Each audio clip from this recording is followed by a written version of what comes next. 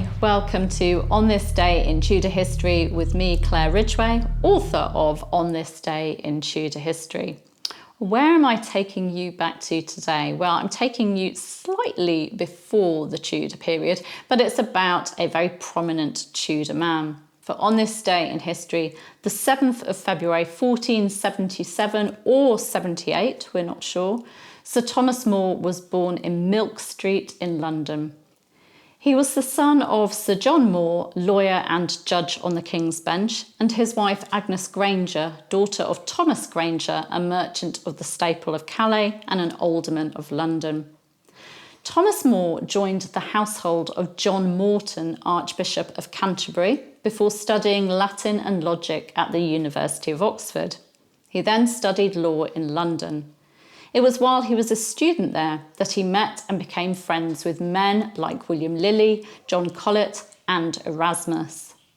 Between 1499 and 1503, More stayed at the Carthusian Priory, London Charterhouse, while he considered joining the order. He also considered becoming a Franciscan monk, but decided instead to devote himself to the law after he realised that a life of celibacy did not suit him. He became a Member of Parliament in 1504, an Under-Sheriff of the City of London in 1510, a Master of Requests in 1514, one of the King's Councillors in 1517, and then a Privy Councillor in 1518. In 1521, he was knighted and made Under-Treasurer after proving himself by carrying out a diplomatic mission to Emperor Charles V with Cardinal Wolsey. He rose in influence as the King's personal secretary and advisor. He became Speaker of the House of Commons in 1523 and then the High Steward of the Universities of Oxford and Cambridge. He was appointed the Chancellor of the Duchy of Lancaster in 1525, and in 1529 he was made Lord Chancellor after the fall of Cardinal Thomas Wolsey. More supported the Catholic Church, which he saw as the true faith, and campaigned against the Reformation and heresy.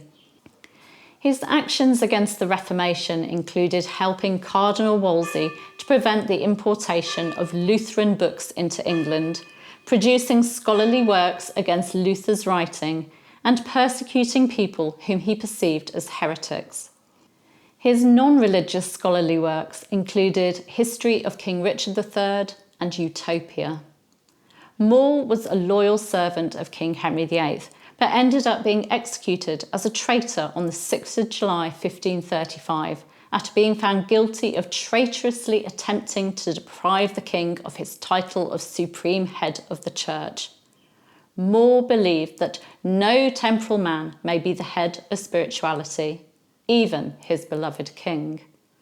More had been a father figure to King Henry VIII, but was under no illusions concerning the king, remarking to his son-in-law William Roper, after Roper had noted how fond the king was of More, "If my head could win him a castle in France, it should not fail to go."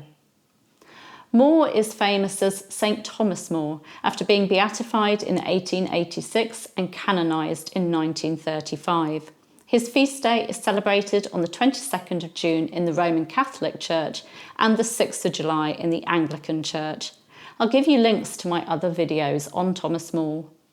Also on this day in Tudor history, the 7th of February 1526, Henry VIII took part in the traditional Shrovetide joust at Greenwich. I tell you all about it, and also about a nasty accident that one courtier suffered at it in last year's video, which I'll give you a link to. Thank you for joining me. You can subscribe by clicking around about there. You can hit the bell to be notified as these videos go live, and you can, of course, leave a comment and give me a like. I'll see you tomorrow. Bye-bye.